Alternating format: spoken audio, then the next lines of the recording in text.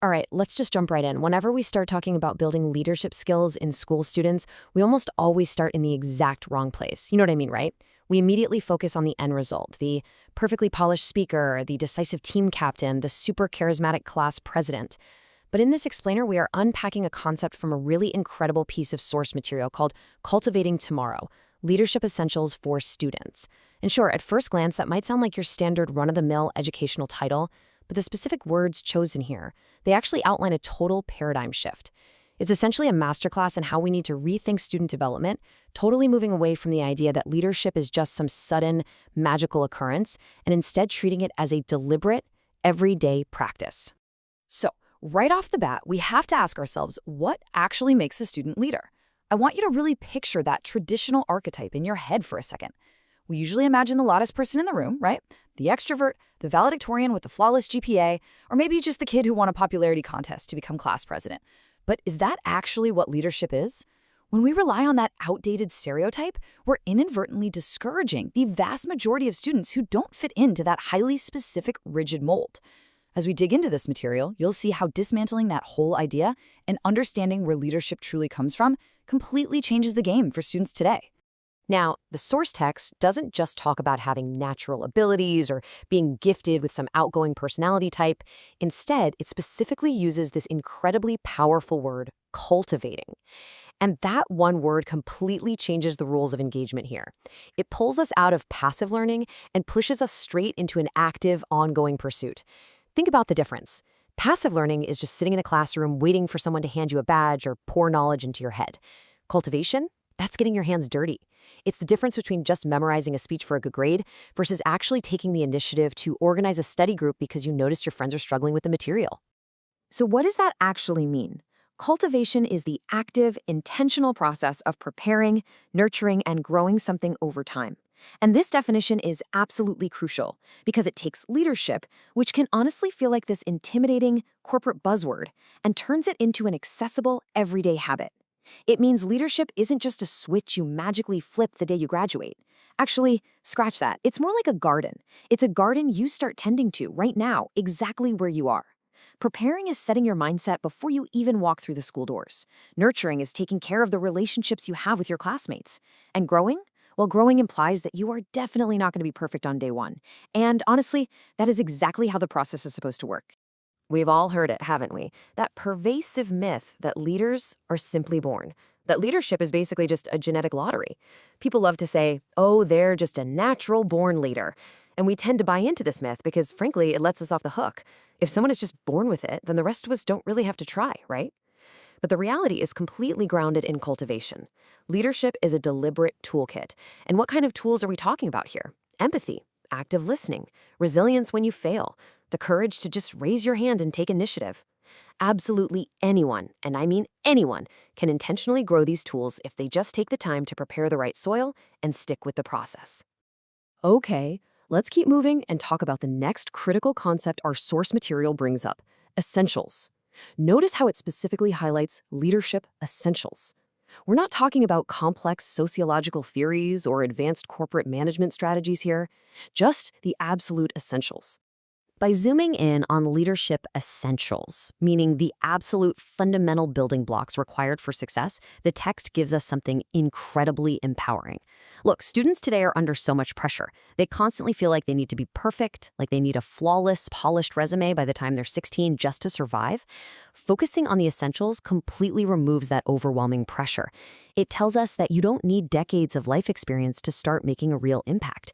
You just need to focus on laying down the core building blocks. It takes this terrifying, seemingly impossible mountain of leadership and breaks it down into a very manageable, totally climbable set of stairs. When you really deconstruct the phrase leadership skills essentials, the whole mystery just vanishes. Think about it. Leadership is simply guiding and inspiring others toward a shared goal. Skills? Those are just the actionable, highly specific abilities you practice every day to do that guiding. And essentials are your foundational core, your non-negotiable habits. When you stack those three concepts together, it completely democratizes the whole idea. You suddenly realize, oh, we're talking about tangible, learnable practices here, not some mysterious, abstract talent reserved for a lucky few. I also love that the source text explicitly grounds these lofty, grand concepts in a very specific present-day reality. It specifically addresses school students. This isn't advice meant for CEOs in boardrooms or military generals. It's targeted right at the desk you're sitting at today. By bringing it down to the student level, it essentially turns the classroom into the ultimate laboratory for life. A group presentation isn't just a grade. It's a micro-environment to practice delegating tasks and working as a team. A disagreement on the sports field isn't just a headache. It's a real-time simulation for conflict resolution. The school environment is literally your practice arena for the real world. And the journey of developing these skills is a really seamless, highly achievable progression. First, you just show up to your everyday school environment. But here is the kicker. It's what you choose to do with that environment that dictates your trajectory. You start using group projects, clubs, or even just casual chats in the hallway as low-stakes arenas to actively practice. You test out what it feels like to speak up.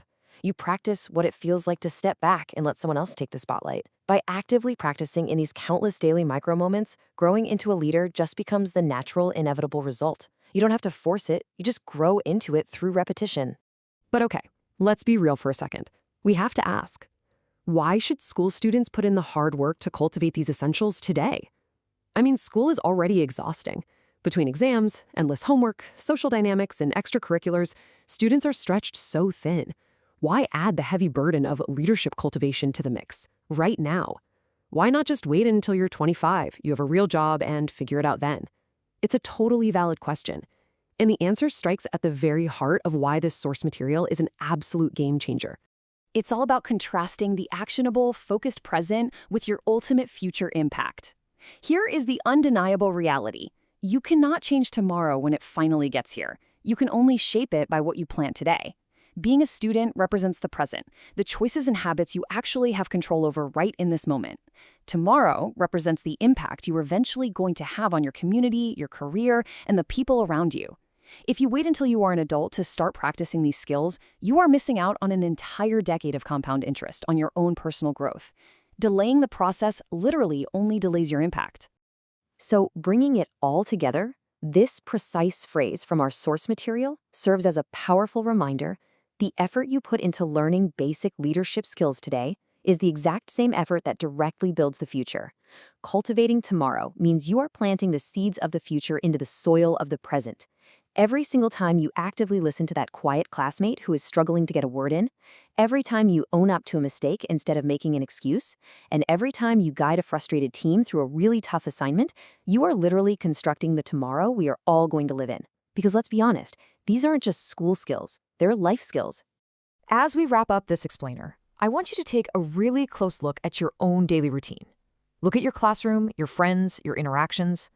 What leadership essential are you going to cultivate today for your tomorrow? Because you do not have to wait for an adult to hand you a title, and you definitely don't need a formal position to start making waves. You just have to start practicing. Pick one single skill today. Maybe it's communication, maybe it's empathy, or maybe it's simply taking the initiative to help someone out. Plant that seed today and just watch what grows. The future is cultivated by the actions you take right now. So, what's your first move going to be?